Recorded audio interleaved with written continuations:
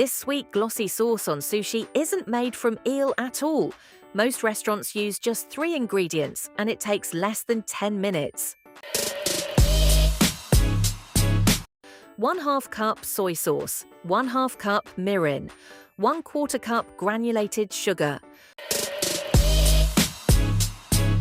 Pour 1/2 cup soy sauce into a small saucepan. Add 1/2 cup mirin and stir gently.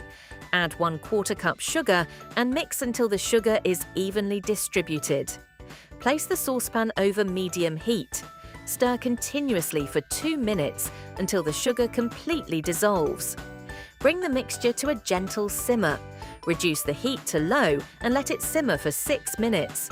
Stir occasionally as the sauce slowly thickens and develops a glossy shine. When the sauce can lightly coat the back of a spoon, remove it from the heat. Let it cool for 10 minutes. The sauce will become thicker as it cools.